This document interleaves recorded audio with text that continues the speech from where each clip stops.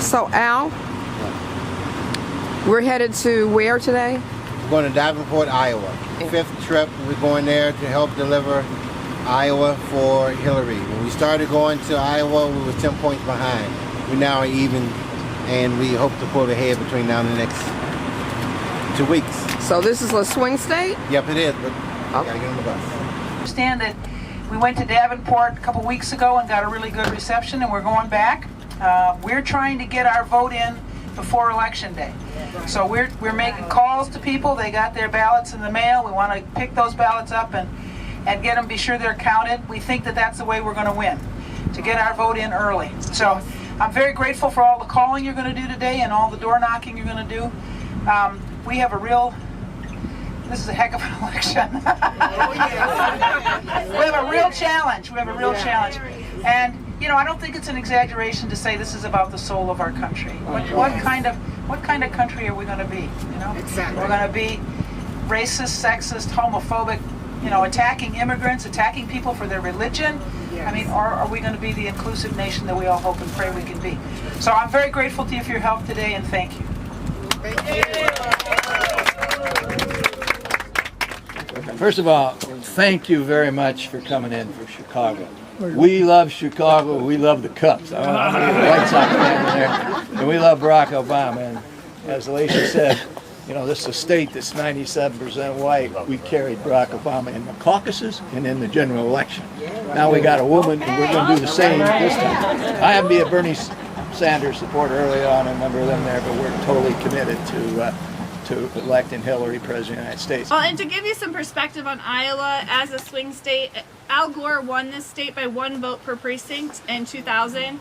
George Bush won it by 2 votes per precinct in 2004, and I think we were back to Barack Obama won by about 2 votes per precinct.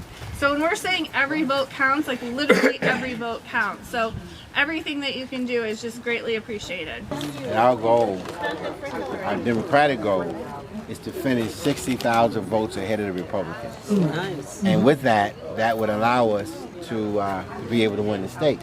Riley is actually a fellow here with the office, and he is not even old enough to vote, and he is so passionate. He has been a fellow for the office here and coming in on a regular basis, so he's actually going to go through your walk packet with you. I love politics. I've always loved government. I love politics. I've studied Hillary, and I decided that she was by far the most qualified and capable candidate to ever run for president. And then on top of that, you had Trump being the least qualified and scariest person to ever run for president. And that's enough to motivate anybody to go out and do this. Plus, it's fun. All right, I've got it. You ready? I'm ready. I'm fired up and ready to go. Woo, woo, woo, woo, woo.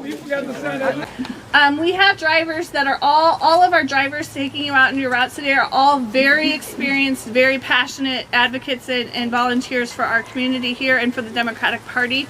So feel free to pick their brains if you're not comfortable about something or you have more questions. They're also there to kind of be your, I guess, I'm going to just promote y'all to like individual team leaders. Actually, this is the first time I've ever volunteered to do anything political. Really? So I feel I am very, and I tell you the truth, I'm not sure that I was for Obama. I can't remember if I was for him or for Hillary back when they ran, but never in my lifetime have I seen a president. I just, to me, he's going to go down in history as one of the 4 top presidents. That's why I'm out here, because of them more than And the prospect of Trump possibly bulldogging his way in scares you.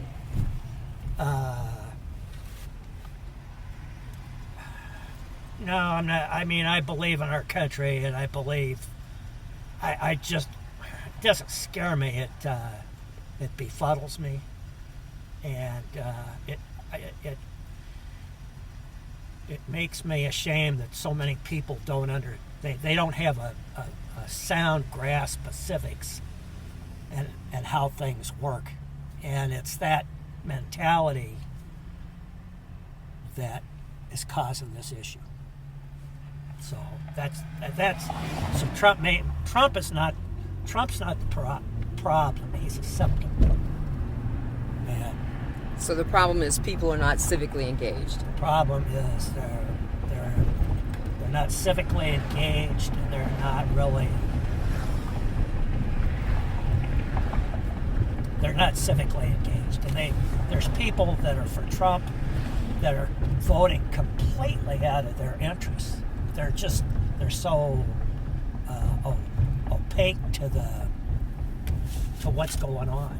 So no, it doesn't make me angry. It makes me angry, not scared.